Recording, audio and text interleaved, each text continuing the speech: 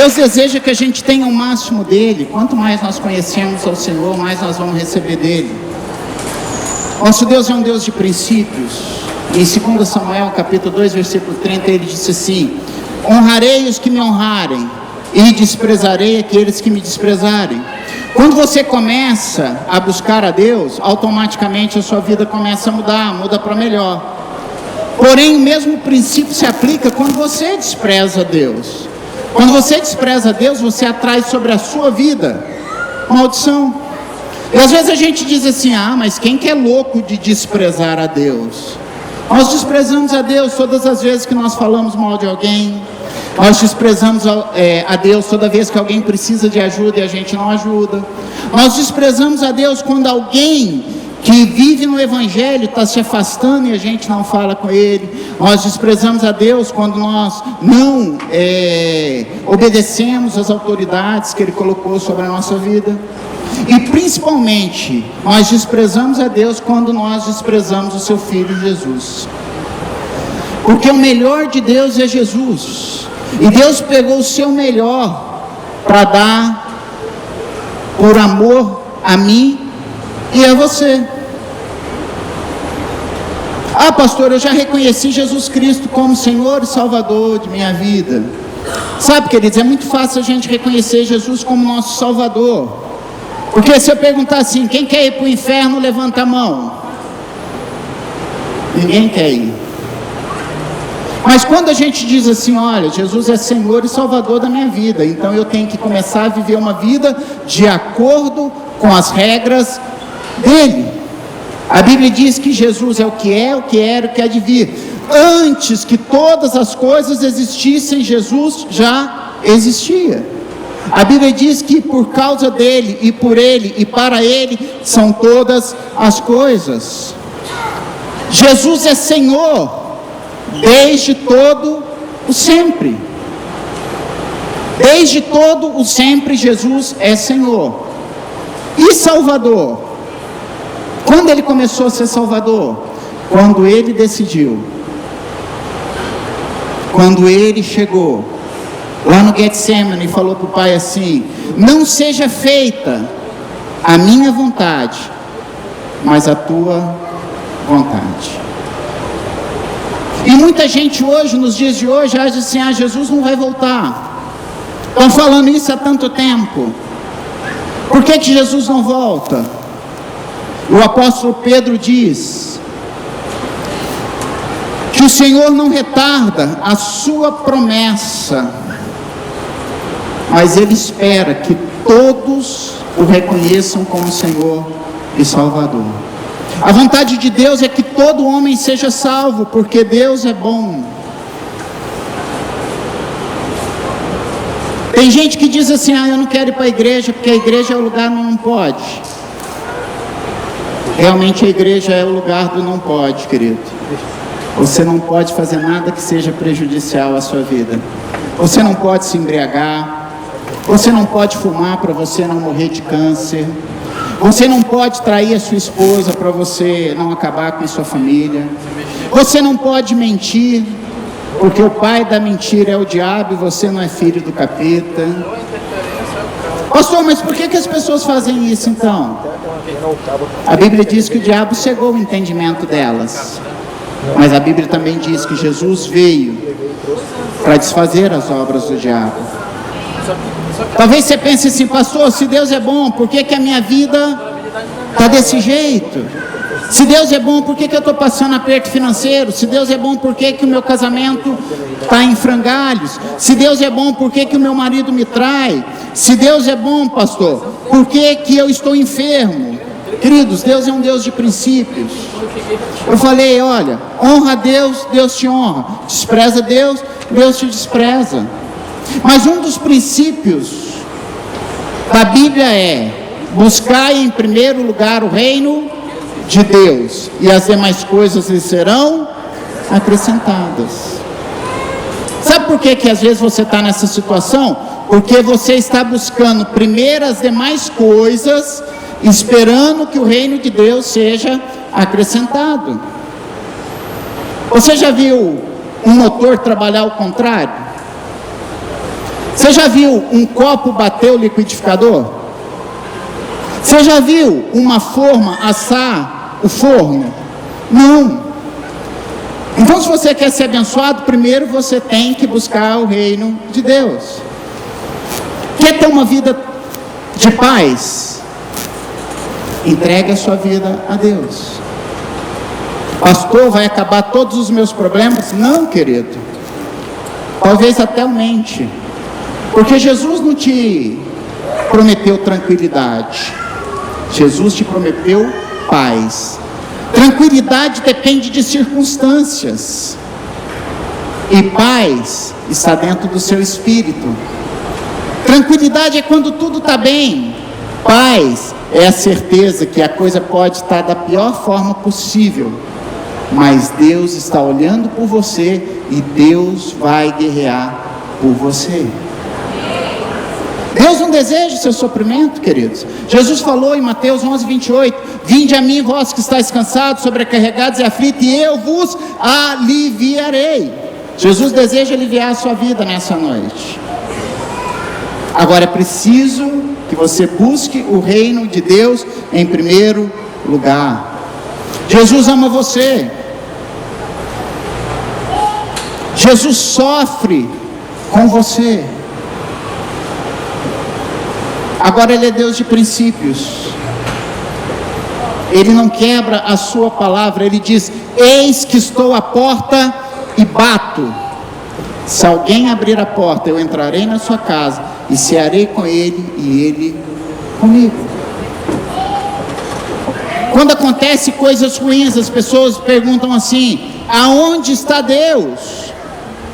Deus está no lugar aonde você o colocou. Quando os Estados Unidos foram atacados no dia 11 de setembro, perguntaram para Billy Graham: onde que está Deus nessa nação? Billy Graham falou assim: onde vocês o colocaram. Não pode mais ensinar a Bíblia nas escolas, então vocês tiraram Deus das escolas. Não pode mais falar de Deus nas repartições públicas, vocês tiraram Deus das repartições públicas.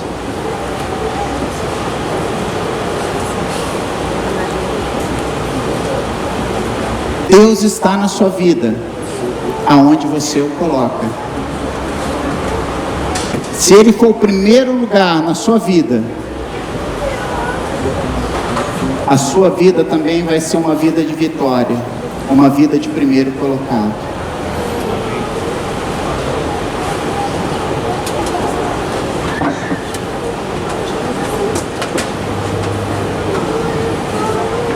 No mundo espiritual não tem atalho, querido.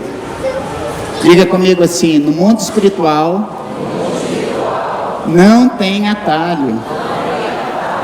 A Bíblia diz que Jesus é o caminho. Somente através de Jesus nós chegamos ao Pai. Não tem atalho no mundo espiritual. Atalho leva à morte. Atalho leva à morte.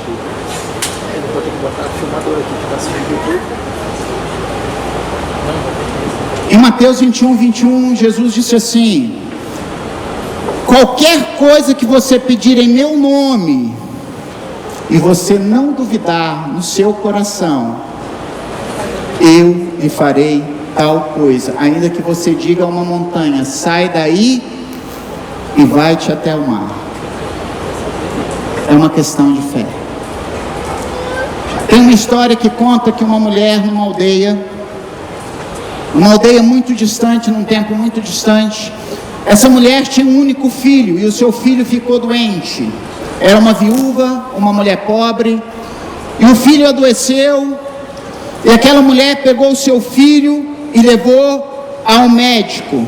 E o médico virou para ela e falou assim: olha, o seu filho tem uma doença rara, uma doença que só pode ser curada através de gelo. E não tinha como ela ter gelo, não tinha eletricidade, não tinha geladeira, não tinha caixa de isopor, e para complementar, aquela mulher morava num lugar muito quente. Mas aquela mulher era uma mulher de fé, era uma mulher que ela sempre estava na igreja, e ela disse para o médico assim: então tá fácil, Deus vai mandar gelo e o meu filho vai ser curada.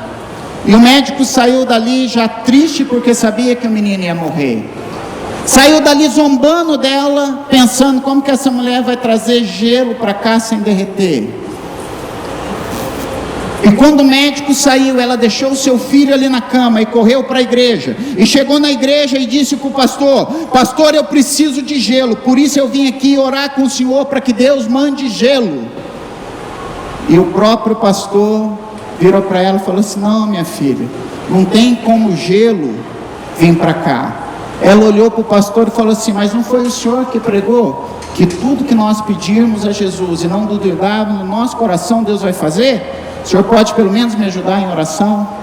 E ela ajoelhou e ela começou a orar e pedindo: Deus, manda gelo, eu preciso de gelo. E aquela mulher se derramando em lágrimas, e o pastor ali se sentindo incomodado, porque sabia que não ia vir gelo, porque ele não tinha a fé daquela mulher.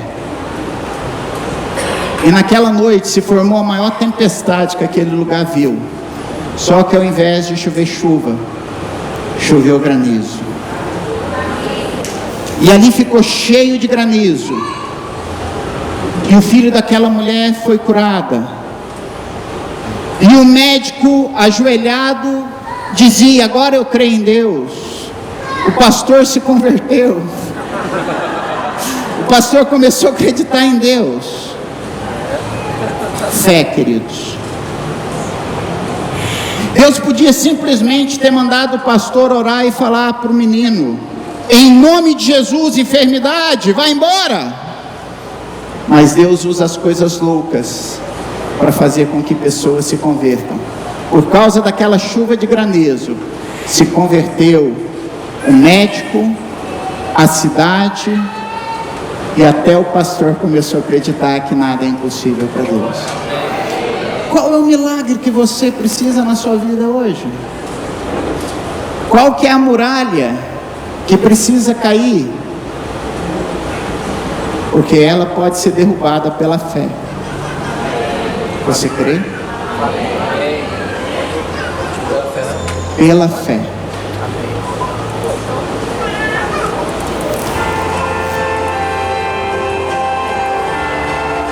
Pela fé eu posso todas as coisas. Pela fé eu posso clamar. Pela fé eu posso enxergar. Pela fé eu posso tocar. Pela fé eu posso viver. Porque não há muralhas.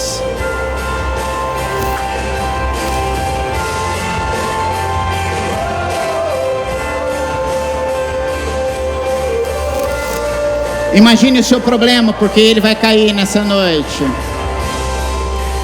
Pela fé.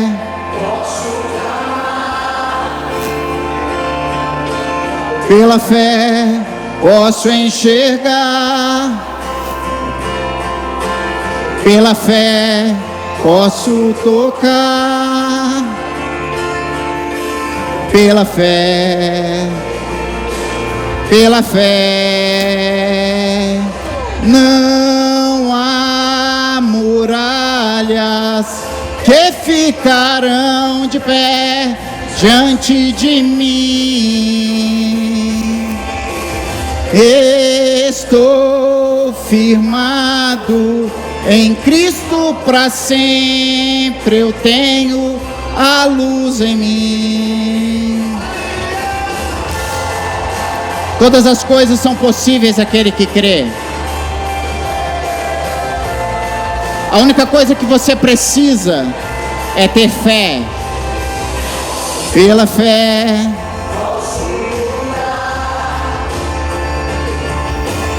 Pela fé.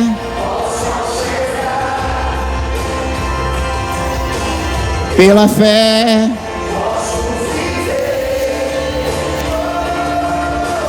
Pela fé.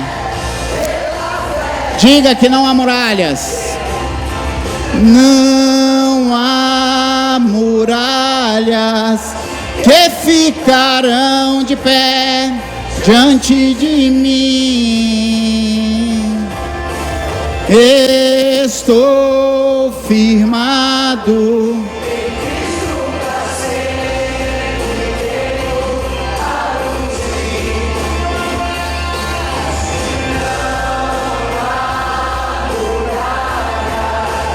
Que ficarão de pé diante de mim.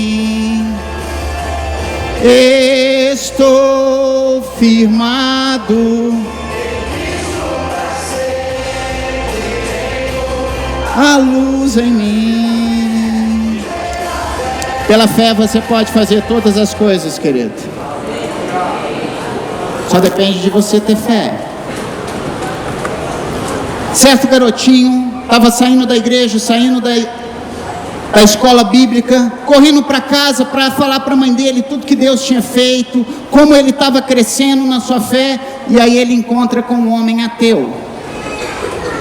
O nome do menino era André e o nome do ateu era Oscar. E o senhor Oscar virou para o menino e falou assim: André, onde você vai correndo com tanta alegria? Ele disse assim: estou indo para casa, vou contar para minha mãe o que eu aprendi hoje na igreja. E ele disse assim: você gosta de maçã, André? Ele disse: eu gosto. Então tá bom. Me responde aonde Deus está e eu vou te dar essa maçã. Aquele menininho olhou para ele,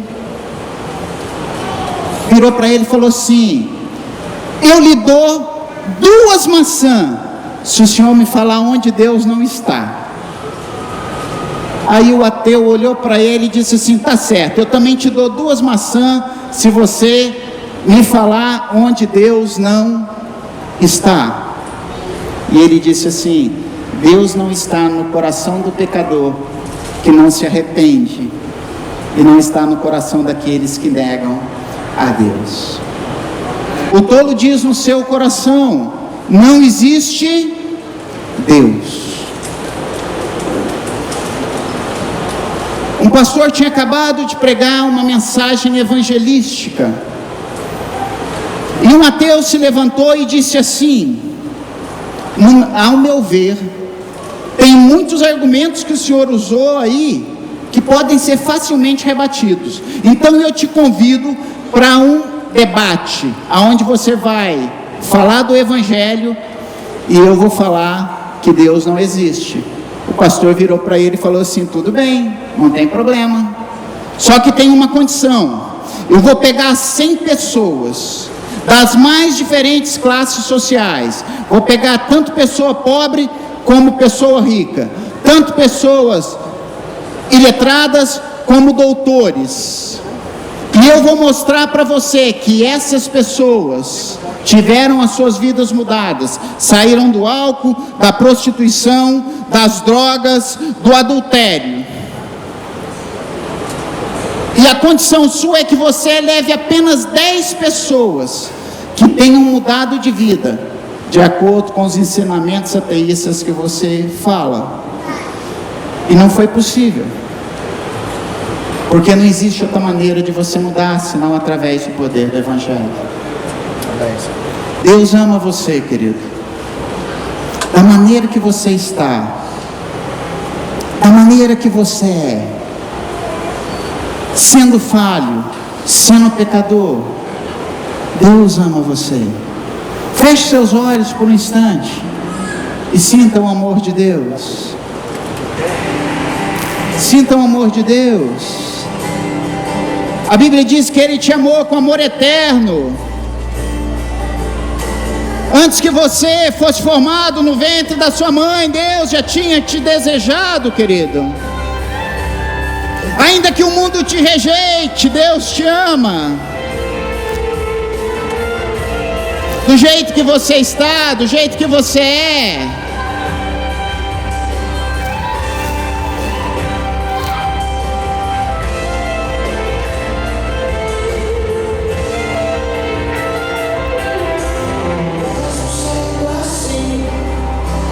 Fale, pecador, Deus me ama. mesmo sendo falho, mesmo sem merecer, Deus me ama. Independente da sua situação, Deus continua te amando. Se estou forte, se eu estou de pé, Deus me ama. Se estou fraco, se eu estou caído, Ele não deixa de me amar.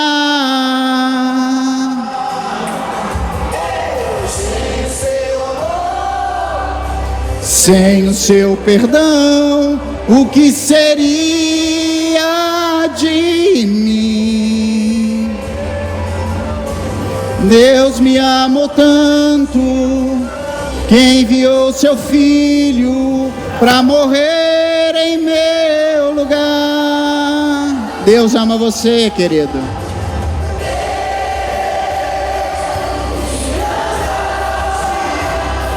E o seu amor é tão grande, incondicional.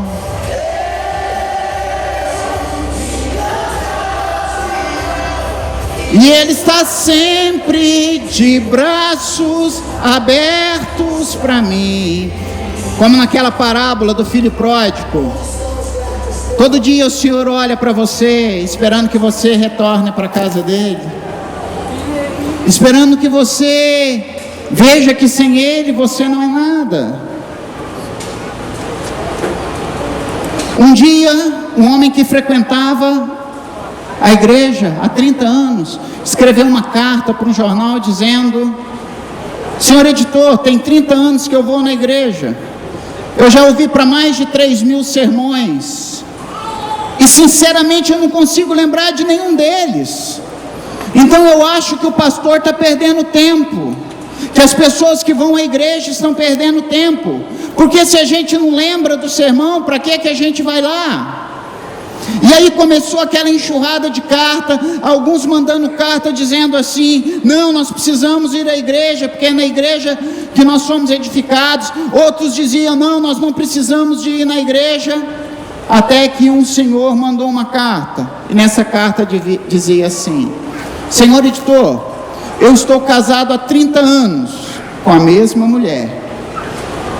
E nesses 30 anos a minha mulher já fez umas 33.000 refeições para mim. E eu não consigo me lembrar do cardápio dela de cor. Mas eu sei de uma coisa, que aquela comida que eu comia todo dia me dava uma força invisível para me fazer o meu trabalho. Se a minha esposa não tivesse feito aquelas refeições, provavelmente eu já teria morrido. Da mesma maneira que se eu não for na igreja e alimentar a minha alma com o alimento espiritual que o pastor dá a cada domingo, eu também já teria morrido. E depois disso acabou. Ninguém mais falou nada, porque a fé vê o invisível, acredita no inacreditável e move o impossível. E para nós terminarmos essa noite, querido, a Bíblia diz que o verdadeiro amor lança fora todo medo. Jesus é o verdadeiro amor. Existe uma tradição na China que toda vez que uma moça casa, ela precisa tratar a sua sogra como se fosse a mãe dela. E uma moça, não aguentando mais a sua sogra, foi até um sábio e disse a ele: sábio, eu não aguento mais a minha sogra, ela é muito chata, ela pega muito no meu pé, e eu preciso acabar logo com a vida dela. E o sábio deu para ela um saquinho e falou assim: isso aqui é um veneno, mas não pode usar tudo de uma vez, senão vão desconfiar de você. A cada 2 dias você coloca um pouquinho na comida dela, e para não desconfiarem de você quando ela morrer, começa a tratar ela muito bem. E aquela jovem agradecida vai para casa e começa a fazer: bota o veneno e dá a comida na boca para ter certeza que ela vai comer. E começa a tratar bem a sua sogra. E aí a sua sogra começa a tratar bem ela também. E ela começa a se dar bem com a sua sogra, e ela corre e diz assim: mestre, eu não quero mais matar minha sogra. A minha sogra agora parece a minha mãe. E o sábio disse para ela: não precisa se preocupar não. Não é veneno que eu te dei, é vitamina. O veneno estava dentro do seu coração e foi arrancado a partir do momento que você decidiu plantar amor no seu coração. Na China existe uma regra dourada que diz: a pessoa que ama, essa também será amada. Deus ama você. Você é uma pessoa única para Deus. Não existe ninguém no mundo igual a você. Ainda que você tenha um irmão gêmeo, a digital dele é diferente, a retina dele é diferente. Porque quando Deus te fez, Deus jogou a forma fora. Quando Deus te fez, Ele escreveu uma história maravilhosa acerca de você, que é só sua. Fique de pé em nome de Jesus. Fique de fé, querido. Você é lindo, você é precioso, você é raro. Dê a mão à pessoa que está ao seu lado.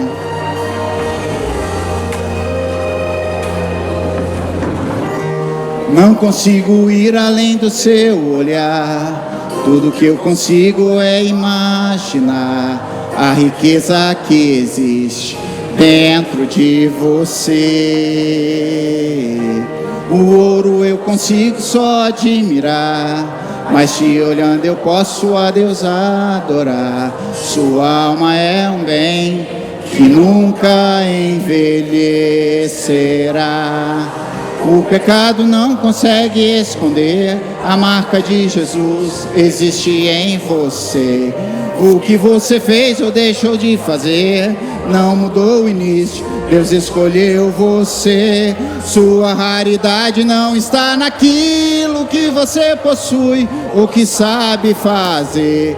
Isso é mistério de Deus com você. Você é um espelho que reflete a imagem do Senhor. Não chore se o mundo ainda não notou. Já é o bastante Deus reconhecer o seu valor. Você é precioso, mais raro que o ouro puro de Ofir. Se você desistiu, Deus não vai desistir. Ele está aqui para te levantar. Se o mundo te fizer cair.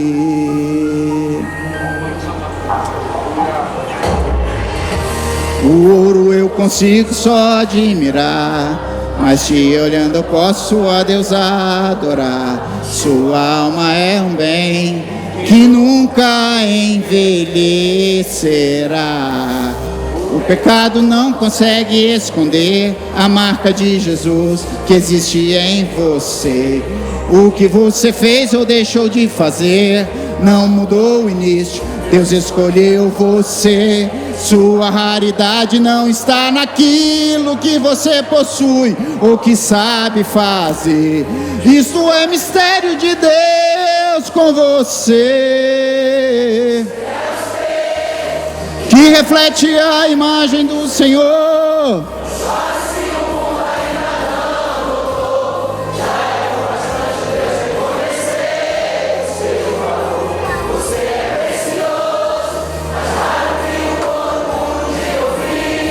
Se você desistiu, Deus não vai desistir. Ele está aqui.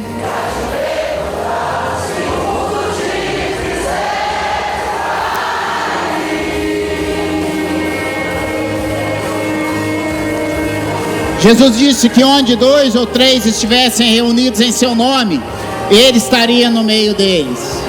O Senhor está aqui nessa noite. O Senhor faz parte desse coral que canta que você é precioso, que você é preciosa, que reflete a imagem do Senhor. Não chore se o mundo ainda não notou. Já é o bastante Deus reconhecer o seu valor. Você é precioso, mais raro que o ouro. Se você desistiu, Deus não vai desistir para te levantar.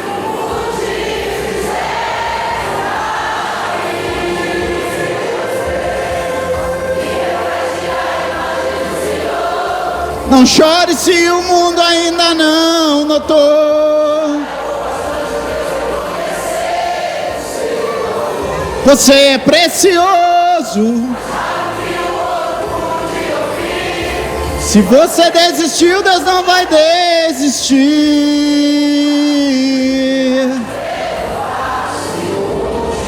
Fizer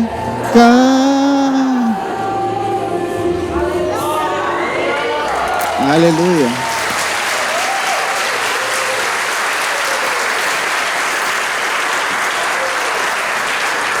Agora me diz o seguinte: e se o mundo te fizer cair e você não tiver Deus para te levantar?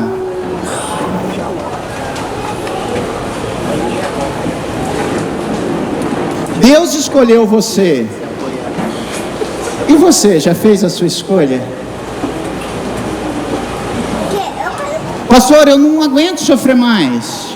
Simples, querido. Entregue o seu sofrimento a Jesus. Vinde a mim, vós que estáis cansados, sobrecarregados e aflitos, e eu vos aliviarei. Deixa na cruz os seus problemas.